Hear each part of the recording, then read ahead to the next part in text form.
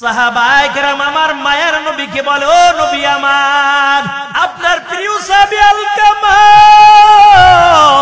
জবানটা নাড়ায়, জিহ্বাটা নাড়ায়, কিন্তু জবান দিয়া কালিমা বের হয় না। ও পয়গম্বর, আলকামার বড় কষ্ট হয়। আল্লাহর পয়গম্বর বললেন, কেন? কিছুই তো বুঝতে পারলাম না। সাহাবায়ে কেরাম বলেন, রাসূল আপনি একটু আলকামার বাড়ি আসেন।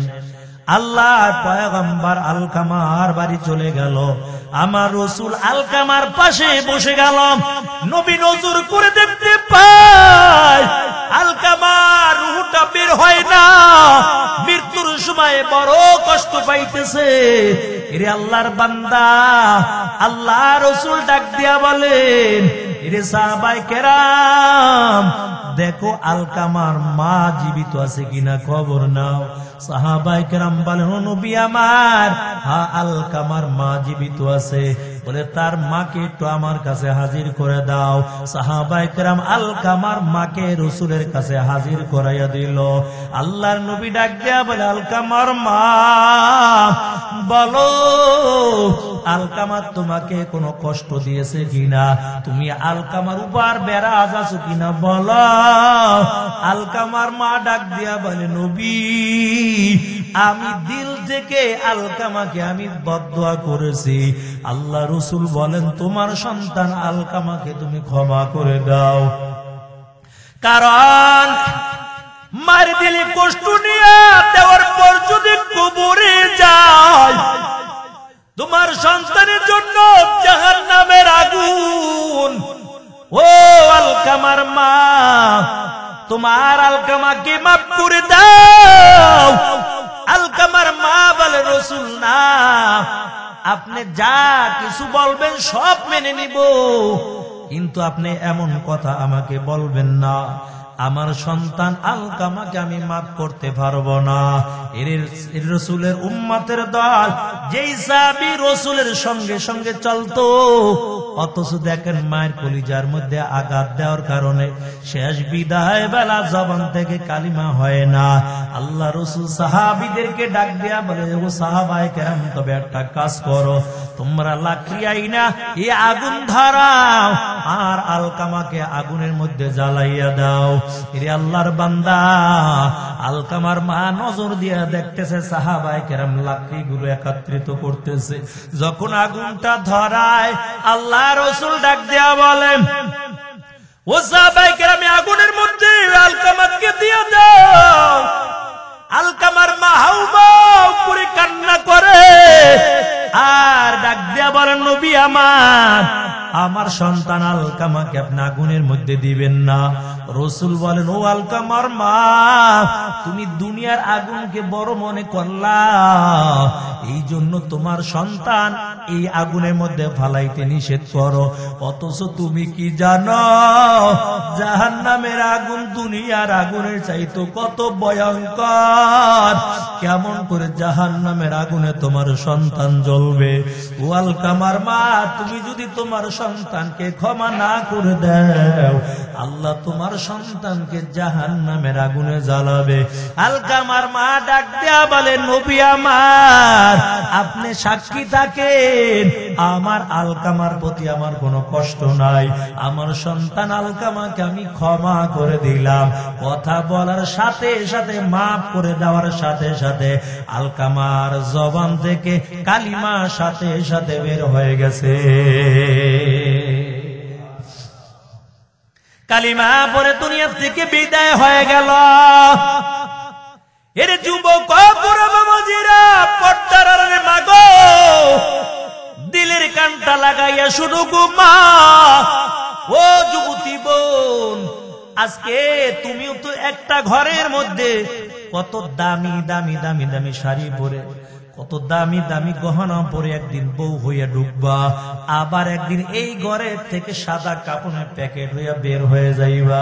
একদিন ঘরের মধ্যে বউ হইয়া ঢুকছ, আবার আল্লাহ যদি হায়াত দেয় তুমিও একদিন শাশুড়ি হইয়া যাইবা। তবে কোনদিন তুমি তোমার শাশুড়িকে কষ্ট দিবা না। যখন তুমি শাশুড়ি হইবা, তোমাকেও তোমার পুতের বউ কখনো কষ্ট দিবে না। এক লোক শাশুড়িরে বড় কষ্ট দিত। শাশুড়ি ঘরের মধ্যে বড় অসুস্থ ছিল,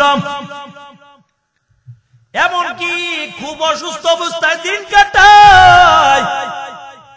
মাঝে মাঝে পুত্রবধূকে বলতো আমাকে একটু গোসল করাইয়া দাও, আবার মাঝে মাঝে বলতো আমার পিঠের মধ্যে একটু সাবান মেখে দাও। এমন কথা যখন পুত্র বধূকে বলতো, ওই পুত্র বধূ বুড়ি মহিলার গায়ের থেকে গন্ধ আসে এমন কথা বলে হাত দিয়া পরিষ্কার করতো না, বরং পা উঠাইয়া তারপরে পাও দিয়া ডইলা দিত। কিন্তু বুড়ি মহিলা কিছুই বলতে পারে না। বুড়ি হয়ে গেছে, কারণ যদি কিছু বলে আরো শাস্তি বাড়াইয়া দিবে। ওই কিয়ামতের ময়দানে কারা মালিককে দেখতে পারবা জানো? দুনিয়ার জমিনে যারা মালিকের জন্য বড় পাগল, কিয়ামতের ময়দানে ওই বান্দা বান্দির কোনো চিন্তা করা লাগবে না। আল্লাহ তাআলা কিয়ামতের ময়দানে জান্নাতের মেহমান বানাইয়া দিবে। আমি 30 পারা কোরআন থেকে 15 পারার বনি ইসরাইল নামক সূরা থেকে আয়াতের এক অংশ তেলাওয়াত করলাম। ভূমিকাও বেশি লম্বা করব না, ডাইরেক্ট আলোচনায় চলে গেলাম। আরে আল্লাহর বান্দা, এই আয়াতের মধ্যে আল্লাহ দুনিয়ার মানুষদেরকে জানায়, ও বিশ্ববাসী মানব মণ্ডলী শুনো, আল্লাহ তাআলা আদেশ করে দিয়েছেন তোমরা আমি আল্লাহর ইবাদত বন্দেগী করো। আমি আল্লাহর ইবাদত করার পর আল্লাহ 2 নাম্বার বলেন মা বাবার সঙ্গে সৎ আচরণ করো। 1 নম্বরে আল্লাহ বলেন আমি আল্লাহর গোলামি করবা, দাসত্ব করবা। ওয়াকাদা রাব্বুকা আল্লা তা'বুদু ইল্লা ইয়্যাহু ওয়া বিল ওয়ালিদাইনি ইহসানা। মায়ার নবী হাদিসের মধ্যে বলেন আল জান্নাতু তাহতা আকদামিল উম্মাহাত। আল্লাহ রাসূল বলেন জান্নাত তোমার মায়ের পায়ের নিচে, অর্থাৎ মায়ের খেদমত করার কারণে জান্নাত অর্জিত হয়ে যাবে। অন্য হাদিসের মধ্যে আল্লাহর পয়গম্বর বলেন রিদা রাব্বি ফি রিদাল ওয়ালিদি ওয়া সাখাতার রাব্বি ফি সাখাতাল ওয়ালিদ। কই বাবা সন্তানের উপর যদি খুশি হয়, আল্লাহ তাআলা ওই বান্দা বান্দির উপর খুশি হয়ে যায়। এক কথাই বাবা রাজি তো আল্লাহ রাজি। আর বাবা যদি সন্তানের উপর নারাজ হয়ে যায়, আল্লাহ তাআলা ওই বান্দার উপর নারাজ হয়ে যায়। এই জন্য যার মা বাবা জীবিত আছে, মা বাবার খেদমত করবো রে মুমিন। কারণ মা বাবার খেদমত করার কারণে পরকালে আল্লাহ তাআলা জান্নাত দান করে দিবে। আল্লাহর নবী বলেন 3 ব্যক্তির দোয়া আল্লাহ ফেরত দেয় না। এরে মুমিন, কয় কোন পীর সাহেব দোয়া করলে দোয়া কবুল হবে এমন কোনো গ্যারান্টি নাই, কিন্তু মা বাবা যদি আল্লাহর কাছে সন্তানের জন্য দোয়া করে, আল্লাহ রাসূল বলেন মায়ের দোয়ার মধ্যে কোনো পর্দা থাকে না, বরং সাথে সাথে আল্লাহ দোয়া কবুল করে না। এই জন্য মা বাবার খেদমত করব। মুসলিম শরীফের হাদিস, আল্লাহর পয়গম্বর রাস্তা দিয়ে চলতেছে, হঠাৎ করে নজর করে দেখতে পায় একটা কবরস্থান রয়েছে, একটা কবরের মধ্যে জাহান্নামের আগুন ধাউ ধাউ করে জ্বলে। সাহাবায়ে কেরামের সাথে আল্লাহর নবী কবরের পাশে দাঁড়িয়ে যায়, আর হাত 2টা আসমানের দিকে বাড়াইয়ে বলে মালিক এই কবরের আযাব বন্ধ করে দাও। আল্লাহর পয়গম্বর আল্লাহ আল্লাহর কাছে দোয়া করলে আল্লাহ কবরে আযাব বন্ধ করে দাও, কিন্তু না, কবরে আযাব বন্ধ হয় না। যাকে না বানাইলে আসমান জমিন নবমণ্ডল হাওয়া গন্ধম জান্নাত জাহান্নাম আল্লাহ কিছুই বানাইতো না। ওই নবী দোয়া করতেছে, অথচ আল্লাহ তাআলা দোয়া কবুল করে না। আল্লাহর নবী আবার দোয়া করলো, মালিক এই কবরের আযাব বন্ধ করে দাও। কই দোয়া তো কবুল হয় না, কবরের মধ্যে আযাব হইতেছে, আযাব হইতেছে। জাহান্নামের আগুন ধাউ ধাউ করে কবরের মধ্যে জ্বলতেছে। আবার 3 নম্বরে মায়ার নবী আবার দোয়া করলাম, 3 বারের বার, তারপরও দোয়া কবুল হয় না। আল্লাহ নবী কিছুই বুঝতে পারলেন না, আমি রাসূল দোয়া করে আল্লাহ কেন দোয়া কবুল করে না। সাহাবায়ে কেরামদেরকে ডাক দিয়া বলে, ও সাহাবায়ে কেরাম, এই কবরস্থানের মধ্যে কার ভাই শুয়ে আছে, কার মা শুয়ে আছে, কার বাবা শুয়ে আছে কবরে, যারা আপনজন শুয়ে আছে তার কবরের পাশে যাইয়া তোমরা দাঁড়াইবা। কেউ কবরের পাশে দাঁড়ায়, ও নবী কবরটা আমার মায়ের কবর। আবার কেহ দাঁড়ায়, বলো পয়গম্বর এই কবরটা আমার ভাইয়ের কবর। আবার কেহ কবরের পাশে দাঁড়ায়, বলে নবী আমার এই কবরটা আমার বাবার কবর। এরে আল্লাহর বান্দা, এমন করে করে এক একজন সাহাবী কবরের পাশে যাইয়া দাঁড়ায়, কিন্তু যেই কবরের মধ্যে জাহান্নামের আগুন, ওই কবরের পাশে কেউ দাঁড়ায় না। আল্লাহ রাসূল ডাক দেয়া বলে, সাহাবায়ে কেরাম শুনো, এই কবরের মালিক কি, কবরে আপনজন কি কেউ দুনিয়ায় নাই? এই কবরওয়ালার দুনিয়ায় কি কোনো আপনজন বেঁচে নাই? একজন সাহাবী ডাক দেয়া বলে, ও নবী আমার, এই কবরের যিনি বাসিন্দা তার আপন বলতে দুনিয়ার জমিনে কেউ নাই, তবে একমাত্র বুড়ি মা দুনিয়ার জমিনের মধ্যে বেঁচে আছে। আমার রাসূল বলেন, তার মাকে এই জায়গার মধ্যে হাজির করে দাও। সাহাবায়ে কেরাম বলেন, নবী ওই বুড়ি তো হাঁটতেও পারে না, ঘরের মধ্যে পড়ে আছে, কেমন করে তাকে হাজির করব? আল্লাহ রাসূল ডাক দিয়া বলে, ও সাহাবায়ে কেরাম, যদিও তোমাদের কষ্ট হয়, ওই বুড়ি মহিলাকে একটু এই কবরের পাশে একটু দাঁড় করিয়ে দাও। সাহাবায়ে কেরাম ওই বুড়ি মহিলাকে ধরে ধরে রাসূলের কাছে হাজির করে দিল। আল্লাহ রাসূল ডাক দিয়া বলে, বুড়ি মা এই কবরটা কার আপনি বলেন? বুড়ি মহিলা ডাক দিয়া বলে, রাসূল এই কবরটা হলো আমার একমাত্র সন্তান। আল্লাহ রাসূল ডাক দিয়ে বলে, ও বুড়ি মা, আপনার সন্তানের কবরের মধ্যে জাহান্নামের আগুন। বুড়ি মহিলা কথা শোনার পর হাসতেছে, এমন করে করে হাসা শুরু করে দিল। রাসূল বড় অবাক হয়ে গেল, সন্তানের কবরে জাহান্নামের আগুন আর বুড়ি মহিলা সন্তানের কষ্টের কথা শুনে কেন বুড়ি হাসতেছে কিছুই বুঝলাম না। আল্লাহ রাসূল আরো বড় অবাক হয়ে গেল, এমন তো মা দুনিয়ার জমিনে হতে পারে না।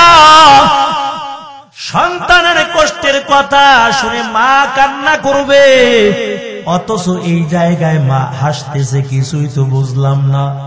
রে মুমিন, কত মানুষ দুনিয়ার জমিনে আছে, কত যুবক দুনিয়ার জমিনে আছে, মাকে কষ্ট দাও।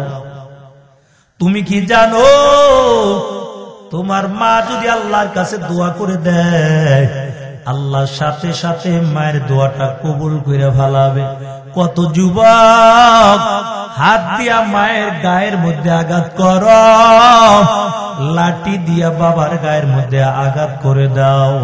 এরে আল্লাহর বান্দা, এমন একটা সময় আসবে মা থাকবে না, বাবা থাকবে না, আর মা বাবার কাছ থেকে কখনো ক্ষমাও চাইতে পারবা না। এই যে আজকেও ঘটনা, তাজা খবর, ওই যে বগুড়ার জমিনের মধ্যে একজন যুবক 500 টাকার জন্য মাকে হত্যা করে ফেলেছে। শুধু হত্যা করে নাই, মাকে হত্যা করে ডিপ ফ্রিজের মধ্যে মাকে তারপরে ঢুকিয়ে রেখেছে। এমন সন্তান আবার সাংবাদিকের সামনে আইসা বলে আমি বিচার চাই।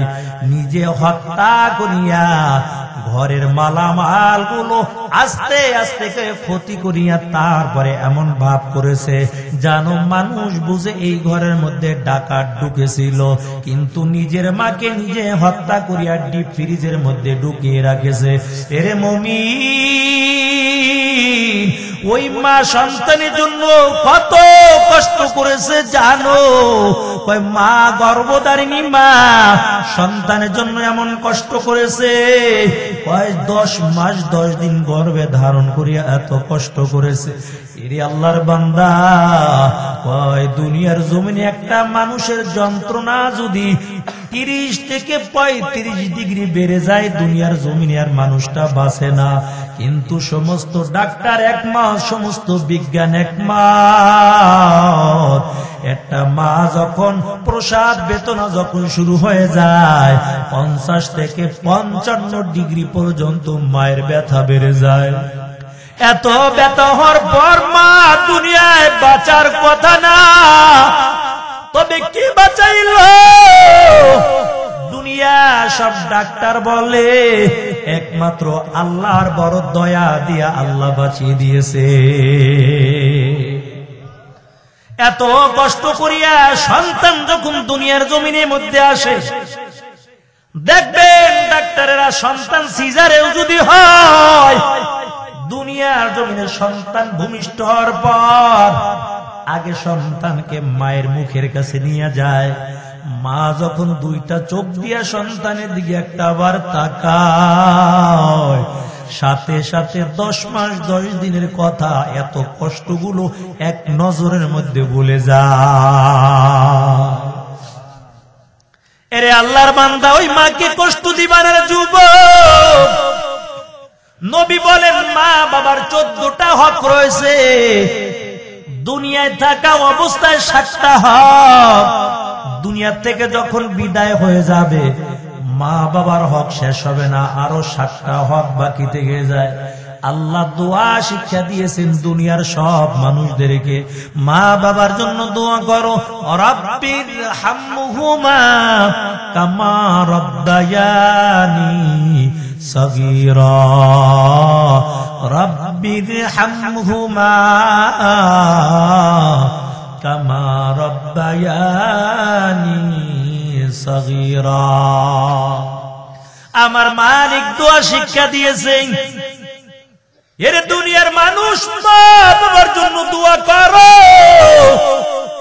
কারণ মা বাবা তোমার জান্নাত, আবার মা বাবা তোমার জন্য জাহান্নাম।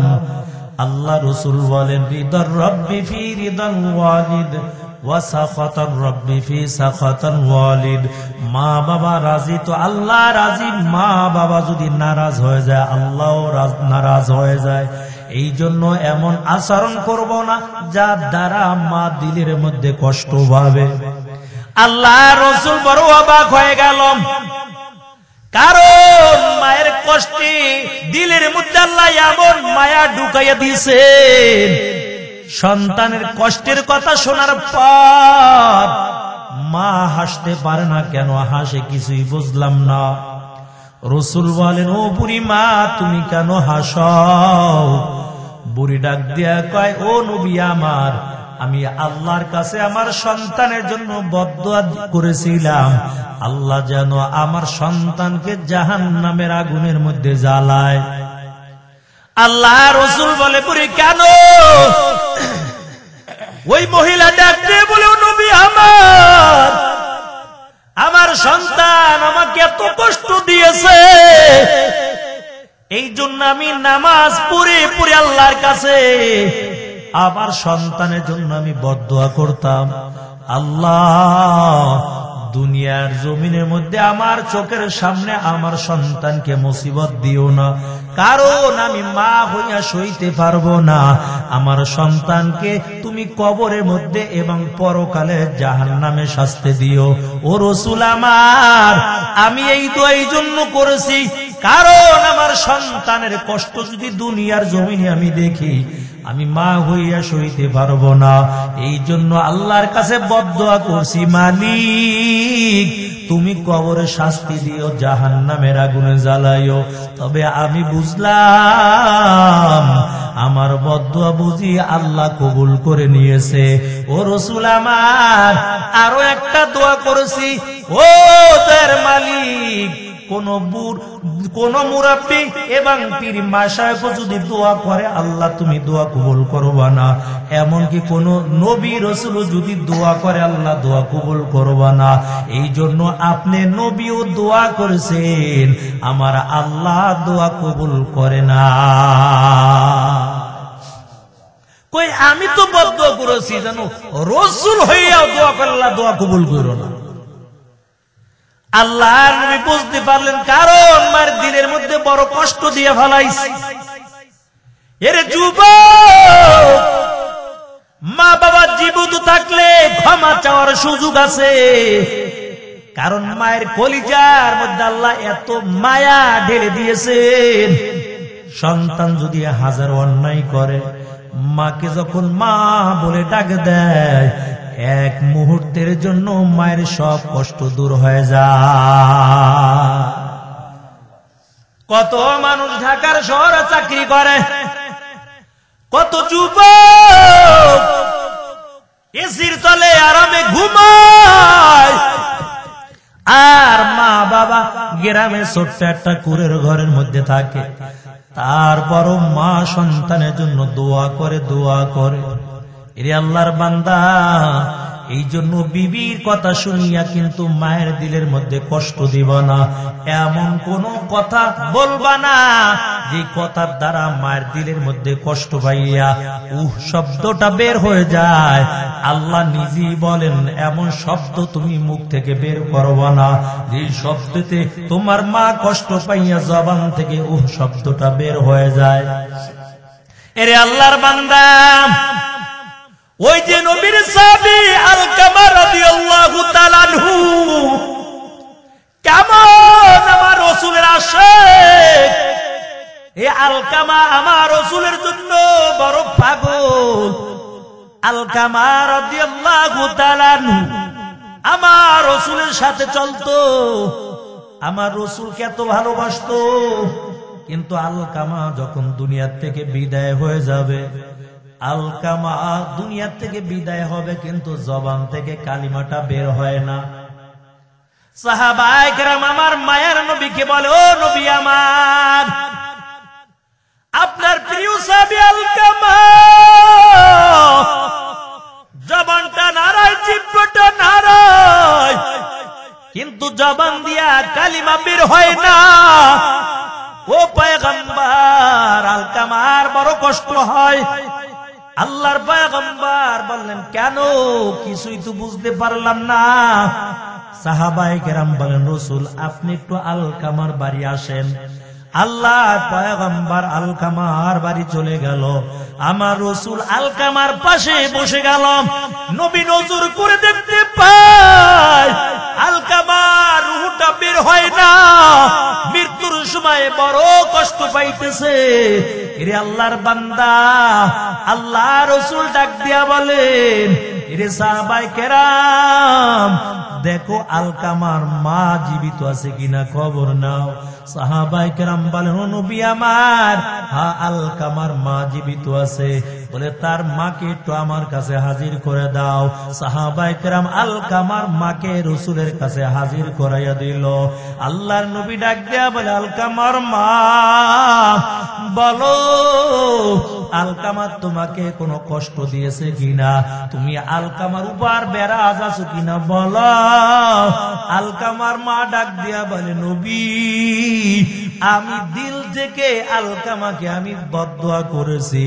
আল্লাহ রাসূল বলেন, তোমার সন্তান আলকামাকে তুমি ক্ষমা করে দাও। কারণ মার দিলে কষ্ট নিয়ে দেওয়ার পর যদি কবরে যায়, তোমার সন্তানের জন্য জাহান্নামের আগুন। ও আলকামার মা, তোমার আলকামাকে মাফ করে দাও। আলকামার মা বলে, রাসূল না, আপনি যা কিছু বলবেন সব মেনে নিব, কিন্তু আপনি এমন কথা আমাকে বলবেন না। আমার সন্তান আলকামাকে আমি মাফ করতে পারবো না। এর রাসূলের উম্মতের দল যেই সাহাবী রাসূলের সঙ্গে সঙ্গে চলতো, অথচ দেখেন মায়ের কলিজার মধ্যে আঘাত দেওয়ার কারণে শেষ বিদায় বেলা জবান থেকে কালিমা হয় না। আল্লাহ রাসূল সাহাবীদেরকে ডাক দেয়া বলে, ও সাহাবায়ে কেরাম, তবে একটা কাজ করো, তোমরা লাকড়ি আইনা এই আগুন ধরাও আর আলকামাকে আগুনের মধ্যে জ্বালাইয়া দাও। এরে আল্লাহর বান্দা, আলকামার মা নজর দিয়া দেখতেছে সাহাবায়ে কেরাম লাকড়িগুলো একত্রিত করতেছে। যখন আগুনটা ধরায়, আল্লাহ রাসূল ডাক দেয়া বলেন, ও সাহাবায়ে কেরাম, আগুনের মধ্যে আলকামাকে দিয়ে দাও। আলকামার মা হাউমাউ করে কান্না করে আর ডাক দেয়া বলেন, নবী আমার সন্তান আলকামাকে আপনি আগুনের মধ্যে দিবেন না। রাসূল বলেন, ও আলকামার মা, তুমি দুনিয়ার আগুনকে বড় মনে করলা, এই জন্য তোমার সন্তান এই আগুনের মধ্যে ফালাইতে নিষেধ করো। অথচ তুমি কি জানো, জাহান্নামের আগুন দুনিয়ার আগুনের চাইতো কত ভয়ঙ্কর। কেমন করে জাহান্নামের আগুনে তোমার সন্তান জ্বলবে। ও আলকামার মা, তুমি যদি তোমার সন্তানকে ক্ষমা না করে দাও, আল্লাহ তোমার সন্তানকে জাহান্নামের আগুনে জ্বালাবে। আলকামার মা ডাক দেয়া বলে, নবী আমার, আপনি সাক্ষী থাকেন, আমার আলকামার প্রতি আমার কোনো কষ্ট নাই। আমার সন্তান আলকামাকে আমি ক্ষমা করে দিলাম। কথা বলার সাথে সাথে, মাফ করে দেওয়ার সাথে সাথে আলকামার জবান থেকে কালিমা সাথে সাথে বের হয়ে গেছে। কালিমা পরে দুনিয়া থেকে বিদায় হয়ে গেল। এর যুবক বাবাজিরা, পর্দার আড়ালে মাগো, দিলের কানটা লাগাইয়া শুধু মা, ও যুবতী বোন, আজকে তুমিও তো একটা ঘরের মধ্যে কত দামি দামি দামি দামি শাড়ি পরে, কত দামি দামি গহনা পরে একদিন বউ হইয়া ঢুকবা, আবার একদিন এই ঘরের থেকে সাদা কাপড়ের প্যাকেট হইয়া বের হয়ে যাইবা। একদিন ঘরের মধ্যে বউ হইয়া ঢুকছ, আবার আল্লাহ যদি হায়াত দেয় তুমিও একদিন শাশুড়ি হইয়া যাইবা। তবে কোনদিন তুমি তোমার শাশুড়িকে কষ্ট দিবা না। যখন তুমি শাশুড়ি হইবা, তোমাকেও তোমার পুতের বউ কখনো কষ্ট দিবে না। এক লোক শাশুড়িরে বড় কষ্ট দিত। শাশুড়ি ঘরের মধ্যে বড় অসুস্থ ছিল, এমনকি খুব অসুস্থ অবস্থায় দিন কাটায়। মাঝে মাঝে পুত্রবধূকে বলতো, আমাকে একটু গোসল করাইয়া দাও। আবার মাঝে মাঝে বলতো, আমার পিঠের মধ্যে একটু সাবান মেখে দাও। এমন কথা যখন পুত্র বধূকে বলতো, ওই পুত্র বধূ বুড়ি মহিলার গায়ের থেকে গন্ধ আসে এমন কথা বলে হাত দিয়া পরিষ্কার করতো না, বরং পা উঠাইয়া তারপরে পাও দিয়া ডইলা দিত। কিন্তু বুড়ি মহিলা কিছুই বলতে পারে না। বুড়ি হয়ে গেছে, কারণ যদি কিছু বলে আরো শাস্তি বাড়াইয়া দিবে। এরে আল্লাহর বান্দা, হয়ে যায় পুরে হয়ে যায়। মা বাবার কোনো দাম থাকে না, কোনো সম্মান থাকে না। ছেলেও সম্মান করে না, পুত্রবধূও সম্মান দেয় না। কয়ে বাইশা রয়েছে কি লিগে মরে না খা, এটা ঘরের মধ্যে একটা বোঝা। দেখবেন যখন মা অসুস্থ, বাবা অসুস্থ, আমরা ছাত্র বয়সে দেখছি অনেকে ওই মাদ্রাসার ছাত্রদেরকে নিয়ে একটা, হুজুর এই কি খতম জানিয়েছে, এই খতম বলতে তো আর পারে না, ওই কি খতম জানিয়েছে, এই খতম পড়েন যেন মা বাবা মরিয়া যায়। মৃত্যুর সময় কয় খতম পড়েন, খতম পড়লে যেন তাড়াতাড়ি মরে। চিন্তা করছে ওই যে ১৬ লক্ষ পরে খতমি ইউনুস, আবার দুরুদে নারী আছে একটা, এইটা বইরা চিনিতে ফু দেয়, পানিতে ফু দেয়, তেলে ফু দেয়, পিঁপড়ারে খাওয়ায়, মাথায় তেল দেয়, চিনি খাওয়ায়, তাড়াতাড়ি মরল লিগিয়া। আপনি কি একদিনও চিন্তা করছেন আপনি আমি যখন অসুস্থ ছিলাম, আহা একটা রোগ আছে মানুষের গায়ে পক্স হয়, কি গোটা গোটা জানি জায়গা যায়, বসন্ত কয়। একজনে আর ওই বসন্ত রোগীর কাছে যায় না, কারণ এটা ছোঁয়াছুঁই রোগ, গেলে তারও হবে। কিন্তু একদিনও দেখছেন মা এই বসন্ত রোগীর সন্তানকে ফালাইয়া দূরে গেছে? যত যা কিছু হোক না কেন মায়ের কলিজার মধ্যে আর মানাইতে পারে না। মায়ের দিলের মধ্যে আলো এমন মায়া দিয়েছেন, এমন মায়া আল্লাহ ঢেলে দিয়েছেন। তাই পুত্রবধূরে কামারে পিঠটা একটু তুমি ভালো করে সাবান দিয়ে ডইলা দাও, পুত্রবধূ পাও দিয়ে ডইলা দেয়। এই বুড়ি মহিলা গায়ের থেকে গন্ধ, হাত লাগাইলে কেমন জানি লাগে, হাত লাগাইতে মনে চায় না। শাশুড়ি দুনিয়া থেকে বিদায় হয়ে গেছে, এই পুত্রবধূ যখন আবার শাশুড়ি হয়েছে, পুত্রবধূ এখন শাশুড়ি যখন হয়েছে, অসুস্থ হয়ে পড়েছে, এখন তার পুত্রবধূরে কয় তুমি একটু আমার পিঠটা ভালো করে একটু চুলকাইয়া দাও, একটু সাবান দিয়ে দাও। এখন যত পুত্রবধূ হাত উঠাইতে চায়, হাত যায় না, এখন পাও চলে যায়। ডাক দিয়া বলে শাশুড়ি আম্মা, কি বাবা কিছুই তো বুঝলাম না। বলে কেন? আমি হাত দিয়া যত আপনার গায়ের মধ্যে সাবান দিতে চাই, আমার হাত দিয়া যত আপনার পিঠটা চুলকাইয়া দিতে চাই, আমার হাত দিয়া যত আপনার গায়ের মধ্যে তেল লাগিয়ে দিতে চাই, কিন্তু পারি না। আমি হাত দিয়া চেষ্টা করি, আমার হাত আপনার গায়ের দিকে যায় না, আগে আগে আমার কেমন জানি পাওটা উঠে যায়।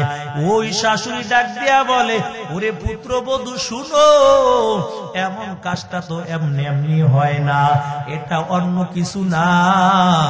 আমার শাশুড়িও যখন আমাকে পিঠে সাবান দিতে বলতো, আমি হাত দিয়া দিতাম না, পাও দিয়া তারপরে পিঠ ঢলে দিতাম।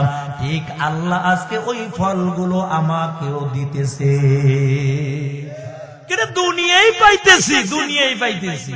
আমি তো আমার শাশুড়ির সঙ্গে এমন আচরণ করেছি। আরে পর্দার মাগো, তুমি আজকে তোমার শাশুড়ির দিলের মধ্যে কষ্ট দিবা, একদিন তুমিও তো শাশুড়ি হয়ে যাইবা। তোমার পুত্রবধূ তোমাকে এমন কষ্ট দিতে থাকবে। এরে আল্লাহর বান্দা, ও যুবক ভাই, মা বাবা যদি বুড়া বুড়িও হয়ে যায়, মা বাবার সঙ্গে ধমক দিয়া কথা বলবা না। রাসূল বলেন আল জান্নাতু তাহতা আকদামিল উম্মাহাত, জান্নাত তোমার মায়ের পায়ের নিচে। কয় মায়ের সেবা করবা তো আল্লাহ পরকালে জান্নাতের মেহমান বানাবে। নবীর একজন সাহাবী ওয়াইসুল করনি, সাহাবী না, একজন আল্লাহর খাঁটি বান্দা।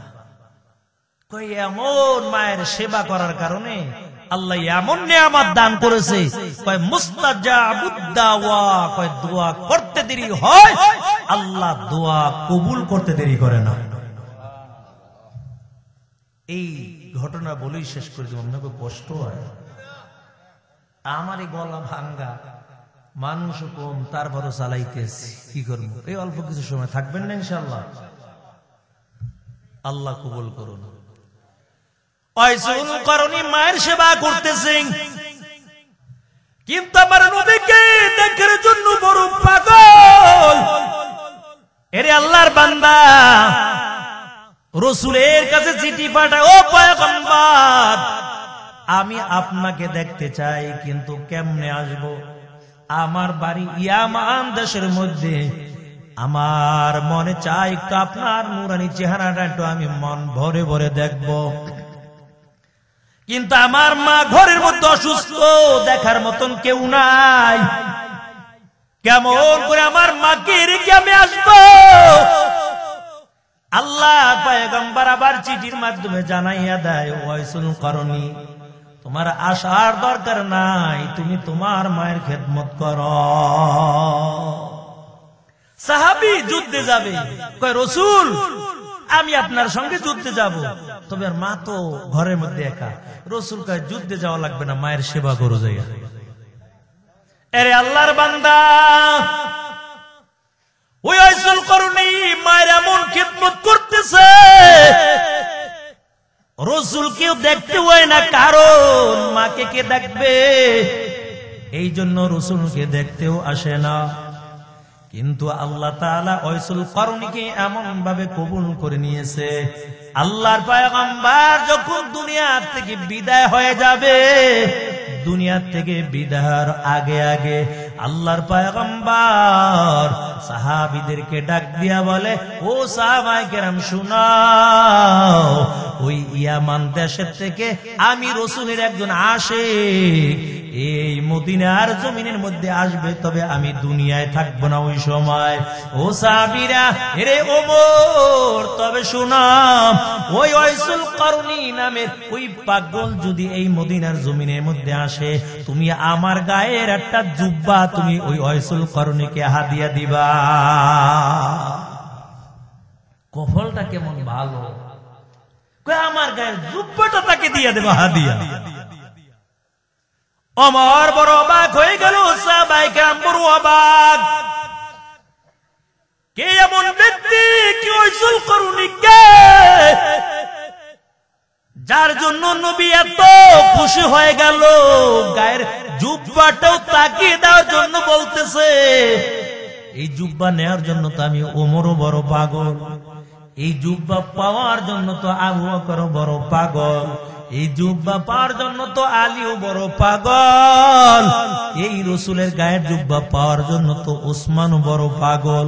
অথচ রাসূল আবু বকরের কথা বললেন না, ওমরের কথা বললেন না, ওসমান আলীর কথাও বললেন না, আমার নবী ডাক দিয়ে বলে, ওরে ওমর, এই গায়ের জুব্বাটা তুমি ওই ওয়াইসুল করনিকে তুমি হাদিয়া দিয়ে দিবা। শুধু তাই নাই রে ওমর, ওই ওয়াইসুল করনি যখন মদিনায় আসবে, এরে ওমর, তুমি তার কাছ থেকে দোয়া নিবা, আর আমার উম্মতের জন্য ওয়াইসুল করনিকে দোয়া করতে বলবা, আমার উম্মতকে যেন আল্লাহ তাআলা মাফ করে দেয়। কারণ ওয়াইসুল করনি এমন একজন বান্দা, যে ওয়াইসুল করনি আল্লাহর কাছে যখন হাত বাড়াইয়া দোয়া করে দেয়, আল্লাহ তাআলা ওয়াইসুল করনির দোয়া সাথে সাথে কবুল করে নেয়। এরে মুমিন মুসলমান আল্লাহর বান্দা, আমার মায়ার নবী দুনিয়া থেকে বিদায় হয়ে গেল, ওয়াইসুল করনি মদিনার জমিনে হাজির হয়, কিন্তু আল্লাহ রাসূলকে তো পায় না। রাসূল যে মিম্বরে বসে বসে খুতবা দিয়েছে, রাসূলের মিম্বরটা দুইটা চোখে দেখে দেখে কাঁদে। রাসূল যেই জায়গায় বসেছে ওই জায়গাটা দেখে ওয়াইসুল করনি চোখের পানি ছেড়ে দিয়া কাঁদে। যারা মক্কা মদিনায় গেছেন আসলে দিলটা বড় নরম হয়ে যায়। এর নবীর আশিক, আপনি আমি দুনিয়ার জমিনের মধ্যে কত দোয়া করলাম, আল্লাহ সুন্দর বিবি দাও, টাকার মালিক বানাও, নেককার সন্তান দাও, সম্মানের মালিক বানাও।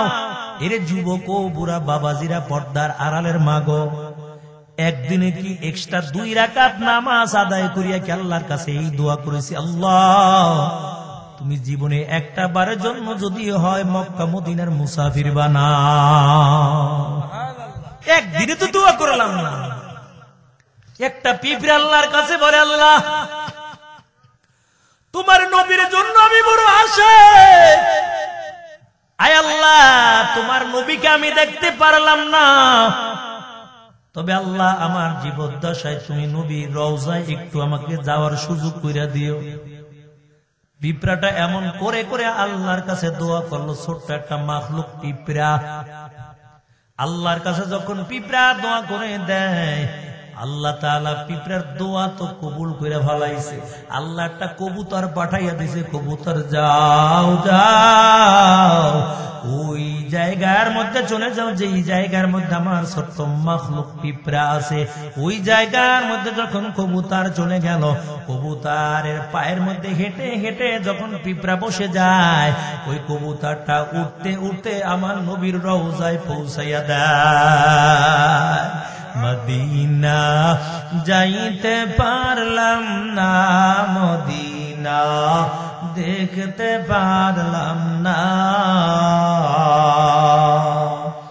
আমি অসহায় তাই এত দূরে রই, আমি অসহায় তাই এত দূরে রই, শুধু সালাম জানাই মদিনা যাইতে পারলাম না, মদিনা দেখতে পারলাম না। আশকারাম মিল্লাত মজহব জুদাস, আশকারা মিল্লাত মজহব খুদাস, মিয়ানে আশক মাশুকরাম জিস, কিরামান কাতিবিন রাহম খবর নিস। এর নবীর আশিকের দল, ওই পিঁপড়াও তো নবীর জন্য বড় পাগল। ফয়সুল করুনি নামে আল্লাহর বান্দাও আমার নবীর জন্য বড় পাগল, কারণ নবীকে দেখতে পারলাম না। নবী যেই জায়গার মধ্যে বসে গেছে, ওই জায়গার দিকে তাকাইয়া তাকাইয়া ফয়সুল করুনি কান্না করে। এমন রসুলের আশিক, রসুলের ঘরের দিকে তাকাইয়া ফয়সুল করুনি চোখের পানি ছেড়ে দিয়া কাঁদে। হেরে আল্লাহর বান্দা, মাছ হইয়া আমার রসুলকে চিনলো, জঙ্গলার হরিণ হইয়া আমার রসুলকে চিনলো, গাছপালা আমার রসুলকে চিনল, কিন্তু আমরা মানুষ হইয়া আমার রসুলকে চিনতে পারলাম না। ওই যে মসজিদে নববীর মধ্যে আল্লাহর পয়গম্বর যেই জায়গায় টেক লাগাইয়া লাগাইয়া খুতবা দিত, একটা খেজুর গাছের সঙ্গে টেক লাগাইয়া খুতবা দিত, কিন্তু খেজুর গাছটা আমার মায়ের নবীকে কেমন ভাবে চিনছে জানো? ওই খেজুর গাছটা টেক লাগাইয়া রসুল খুতবা দিত, একজন মহিলা নজর করে দেখতেছে আমার রসুল খেজুর গাছের সঙ্গে টেক লাগাইয়া লাগাইয়া খুতবা দেয়। মহিলা ডাক দিয়া বলে, ও নবী আমার, আমার এমন একজন গোলাম রয়েছে, যে গোলামটা কাঠমিস্ত্রি, ভালো ফার্নিচার বানাইতে পারে।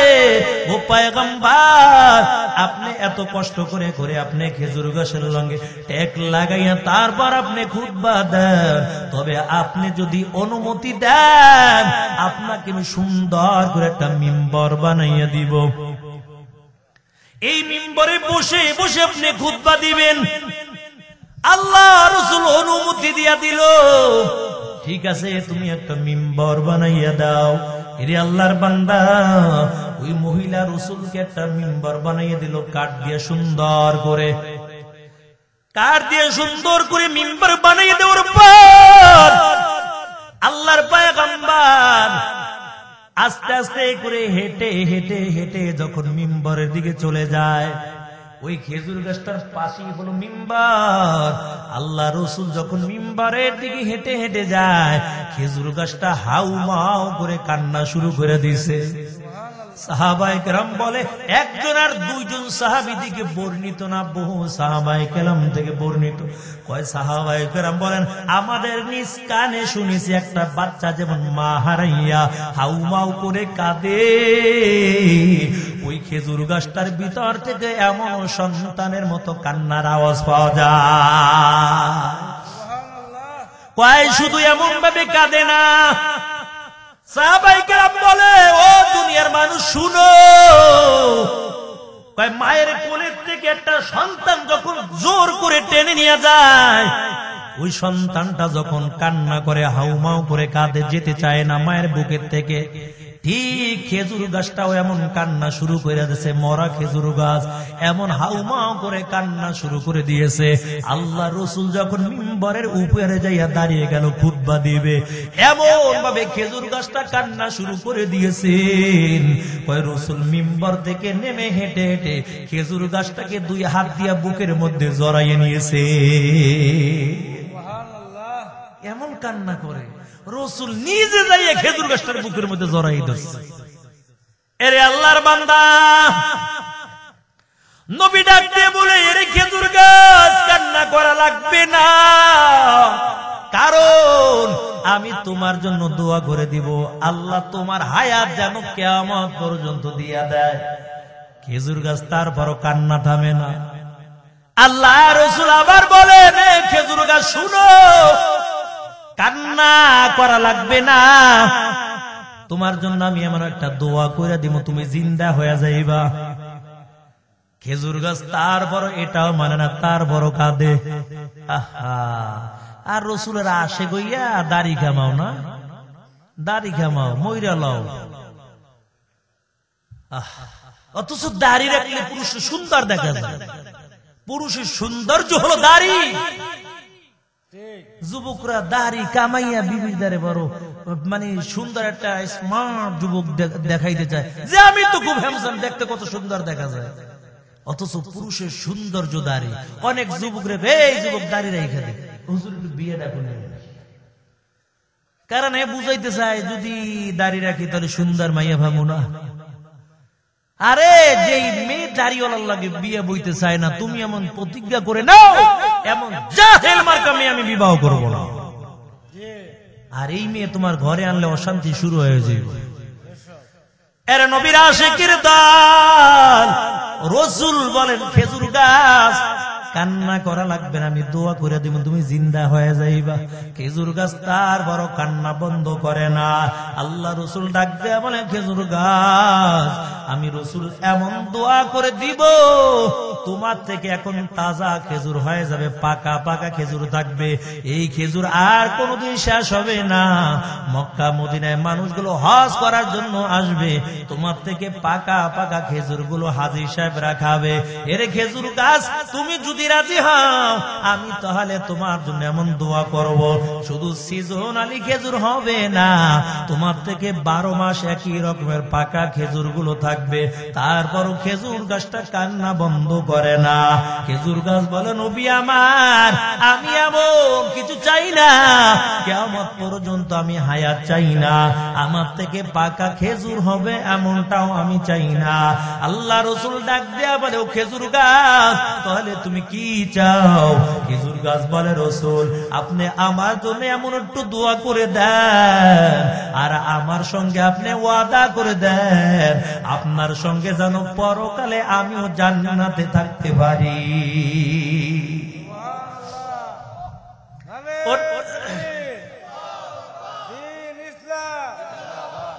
ওরা নবীর আশিকের দল। ওই খেজুর গাছ বলে, নবী আমার, আল্লাহর কাছে দোয়া করে দেন, কিয়ামতের ময়দানে আমি আপনার সঙ্গে জান্নাতে যাব। আল্লাহর পয়গম্বর সাহাবায়ে কেরামদেরকে বললেন, ও সাহাবায়ে কেরাম, এই খেজুর গাছটাকে সাদা কাপড় দিয়ে প্যাকেট করে দাও। অর্থাৎ মানুষ যেমন সাদা 3খানা কাপড়ের প্যাকেট বানায়, ওই খেজুর গাছটাকে সুন্দর করে কাপড় দিয়ে পেঁচাইয়া ওই জায়গার মধ্যে আল্লাহ রসুল দাফন করে দিলেন। এখন ওই জায়গার মধ্যে একটা খুঁটি নির্মাণ করা আছে। যারা মদিনায় গেছেন ওই জায়গার মধ্যে খুঁটি নির্মাণ করা, তার পাশেই রসুলের মিম্বর, যেই জায়গায় দাঁড়াইয়া দাঁড়াইয়া একটা বড় মিম্বর আছে, যে জায়গায় দাঁড়াইয়া বিলাল আজান দিত, ওই খুঁটিটা এখনো আছে। আর যেই জায়গায় খেজুর গাছটা দাপন করা, ওই জায়গার মাটি এখনো খনন করলে ওই খেজুর গাছটা এখন ওই মাটির মধ্যে আছে। একটা সুন্দর করে সৌদি বাদশাহ ওই জায়গায় একটা পিলার বানিয়ে দিয়েছেন। তার পাশেই আবার একটু জায়গা, কি একটু বরকতি জায়গা, রিয়াজুল জান্নাহ। যেই জায়গার মধ্যে 2 রাকাত নামাজ পড়লো, সে যেন জান্নাতের মধ্যেই নামাজ পড়লো। কোন দিকে যে আমার 2-1 মিনিট শেষ করে দেব। রিয়াজুল জান্নাত এমন একটু জান্নাত, জান্নাতের একটা অংশ। দিল দিয়ে কানবেন আল্লাহর কাছে, কানবেন, আল্লাহ দোয়া কবুল করবে। কানবেন, আল্লাহ মনে করছে না রে আমি তো রিস্কাওয়ালা, আমি তো গরিব, এটা কেমনে হয়, আমি আদার ভাবে জাহাজের খবর লমু, আমি তো গরিব মানুষ, আমি কি মক্কা মদিনা যাইতে পারবো? আর কি দোয়া করবো মায়েরে, ঢাকার শহর বহু রিস্কাওয়ালাকে আল্লাহ তাআলা মক্কা মদিনায় নিচ্ছে, বহু গরিব মানুষ মক্কা মদিনায় নিয়ে গেছে। আমার হয়তো এখন কিছু টাকা হইছে, এমন এক সময় ছিল আমার টাকা পয়সা ছিল না, আল্লাহর কাছে দোয়া করছে, আল্লাহ তুমি মক্কা মদিনায় নিও। আল্লাহ তাআলা রাসূলের রওজার পাশে দাঁড়াইয়া সালাম দেওয়ার আল্লাহ তৌফিক দিয়েছেন। মানুষ আল্লাহর কাছে চাইলে আল্লাহ দোয়া কবুল করবেই করবে, আমরা চাইতে পারি না। দুনিয়ার মানুষের কাছে একবার চাও, দুইবার চাও, তিনবারের সময় রাগ হয়ে যাবে, আর আল্লাহ বলে আমার কাছে না চাইলে আমি রাগ হয়ে যাই। যে আল্লাহর কাছে যে যত বেশি আল্লাহ তার তত বেশি দিয়ে দেয়। রিয়াজুল জান্নাত, এটা মদিনার রাসূলের রওজা, এই রিয়াজুল জান্নার পাশেই রাসূল শুয়ে আছে, রাসূলের রওজা। এই জায়গাটুকু ছিল আর এক ব্যক্তির, এটা মসজিদের নববীর অংশ ছিল না। মায়ার নবীর দিলের মধ্যে বড় আশা, কারণ এই জায়গাটুকু যদি মসজিদের নববীর জন্য হয়ে যায় তাহলে সুন্দর হয়ে যাবে, কেন পুরা জায়গাটুকু মসজিদের নববীর জন্য হয়ে যাবে। আল্লাহ রাসূল ওই জায়গার মালিকের বাড়িতে চলে গেল, ভাই তোমার এই জায়গাটুকু অল্প একটু জায়গা, বেশি না, এই জায়গাটুকু তুমি মসজিদে নববীতে দান করে দাও। কিন্তু আল্লাহর বান্দা কয় না, আমি দান করবো না। কয় কেন? চারদিক থেকে মসজিদের নববীর জায়গা, এই জায়গাটুকু তুমি মসজিদে দান করে দাও। একটু কয়েক কদম আগাইলেই হলো জান্নাতুল বাকি, যে জান্নাতুল বাকির মধ্যে নবীজির কলিজার টুকরা ফাতেমা রাদিয়াল্লাহু তাআলা আনহু ঘুমানো। আল্লাহ রাসূল যখন বলল জায়গাটুকু মসজিদে নববীতে দিয়া দাও, ওই লোকটি বলে ও মুহাম্মদ না, জায়গাটুকু আমি মসজিদে নববীতে এমনি এমনি দিব না, আমার টাকা লাগবে। যদি আমাকে টাকা দাও আমি জায়গা মসজিদের নববীতে দিয়ে দেব, কিন্তু মায়ের নবীর কাছে টাকা নাই। আল্লাহ রাসূল বলে কত টাকা লাগবে বলো? বলে আমাকে 10 দিরহাম দিতে হবে। রাসূলের কাছে 10 দিরহামও নাই, আবার বাড়িতে ফিরে আসলো, কিন্তু আল্লাহর কাছে দোয়া শুরু করে দিচ্ছে। এরে আল্লাহর বান্দা, যেই নবীকে না বানাইলে আসমান জমিন নবমণ্ডল হাওয়া কান্দ, জান্নাত জাহান্নাম কিছুই বানাইতো নয়, নবীর কাছে টাকা নাই। অথচ আম্মা জান খাদিজা রাদিয়াল্লাহু তাআলা আনহা যখন নবীর সঙ্গে বিবাহ বসছে, কয় মক্কার জমিনের মধ্যে সবচেয়ে ধনট্ট ব্যক্তি ছিল খাদিজা, সব মালের মালিকগুলো রাসূলকে বানিয়ে দিয়েছেন, আর রাসূল এমন ভাবে দান করছে, দান করতে করতে এখন খাদিজার কিছুই নাই। কয় খাদিজার গায়ের জামাটার মধ্যে এমন তালি দেওয়া ছিল, আর তালি দেওয়ার জায়গা নাই। রাসূল ডাক দেয়া বলে, খাদিজা তোমার এত সম্পদ, সব সম্পদের মালিক তুমি আমাকে বানিয়ে দিয়েছো, ও খাদিজা আজকে তোমার গায়ের জামাটাও ভালো না, এমন তালি দিয়ে পড়ছো, তোমার দিলের মধ্যে কোনো কষ্ট আছে কিনা বলো। খাদিজা চোখের পানি ছেড়ে দিয়া বলে, নবী আমার, আমি ভালো করে জানি আমার মালগুলো সব আপনি আল্লাহর রাস্তায় দান করেছেন। ও রাসূল আমার, আমার দিলের মধ্যে এমন দুনিয়ার কোনো মহব্বত নাই, আল্লাহ আমাকে যেই অবস্থায় রেখেছে ওই অবস্থায় আমি আমার মালিকের শুকরিয়া আদায় করে নে। একসাথে খাদিজা 40 মণ স্বর্ণ রাসূলকে দান করেছেন। আপনারা আমার বিবির কাছে দেয়া 500 টাকা হাওলাত করেন, ডেলি 7 বার খুঁজবে, তুমি 500 টাকা দাও।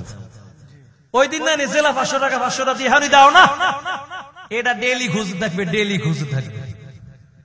আর খাদিজার সব সম্পদের মালিক রাসূলকে বানাই দিছে। এর নবীর আশিকের দল, ওই রাসূলের কিছুই নাই, 10 দিরহাম দিয়া এই জায়গাটুকু ক্রয় করতে পারে না। কিন্তু উসমান রাদিয়াল্লাহু তাআলা আনহু তখন ছিল অন্য রাষ্ট্রে যুদ্ধ ব্যবসার কাজের মধ্যে অন্য রাষ্ট্রে চলে গেল।